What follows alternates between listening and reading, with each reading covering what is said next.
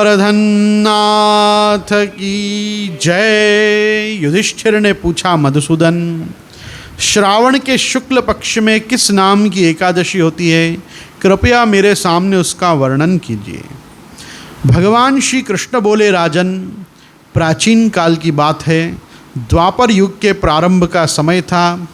माहिष्मतीपुरी में राजा महीजित अपने राज्य का पालन करते थे, किंतु उन्हें कोई पुत्र नहीं था, इसलिए वह राज्य उन्हें सुखदायक नहीं प्रतीत होता था। अपनी अवस्था अधिक देख राजा को बड़ी चिंता हुई। उन्होंने प्रजा वर्ग में बैठकर इस प्रकार कहा, प्रजाजनों, इस जन्म में मुझसे कोई पातक नहीं हुआ। मैंने अपने खजाने में अन्याय से कमाया हुआ धन नहीं जमा किया। ब्राह्मणों और देवताओं का धन भी मैंने कभी नहीं लिया। प्रजा का पुत्रवत पालन किया, धर्म से पृथ्वी पर अधिकार जमाया तथा दुष्टों को वे बंधु और पुत्रों के समान ही क्यों न रहे हों दंड दिया है।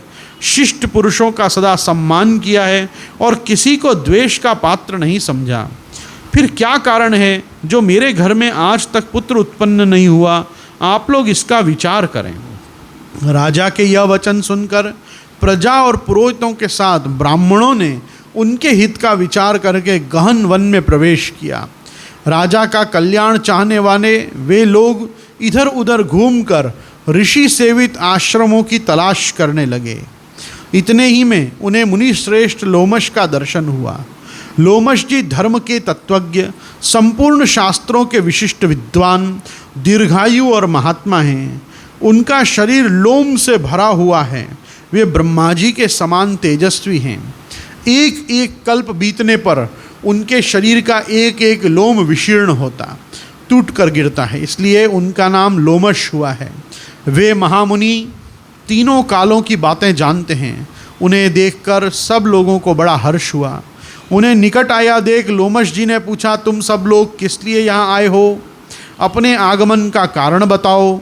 तुम लोगों के लिए जो हितकर कार्य होगा उसे मैं अवश्य करूँगा।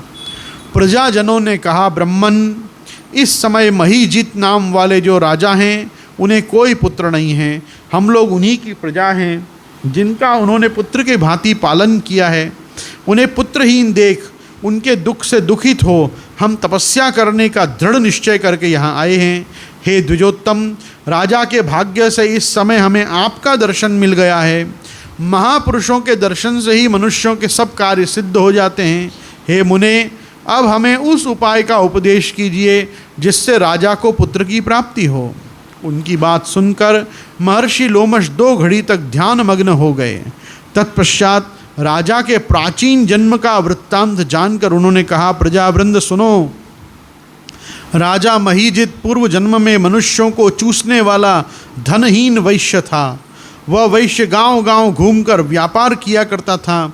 एक दिन जेठ के शुक्ल पक्ष में दशमी तिथि को जब दोपहर का सूर्य तप रहा था, वह गांव की सीमा में एक जलाशय पर पहुंचा। पानी से भरी हुई बावली देखकर वैश्य ने वहां जल पीने का विचार किया। इतने ही में वहाँ बछड़े के साथ एक गऊ भी आ पहुंची।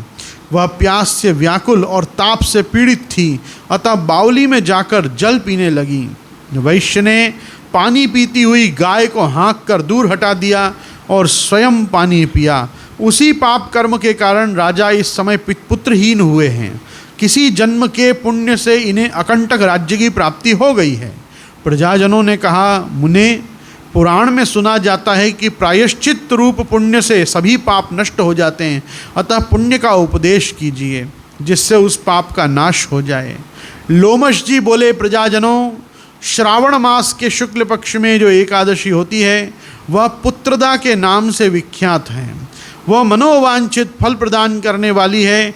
तुम लोग उसी का व्रत करो। यह सुनकर प्रजाओं ने मुनि को नमस्कार किया और नगर में आकर विधिपूर्वक पुत्रदा एकादशी के व्रत का अनुष्ठान किया।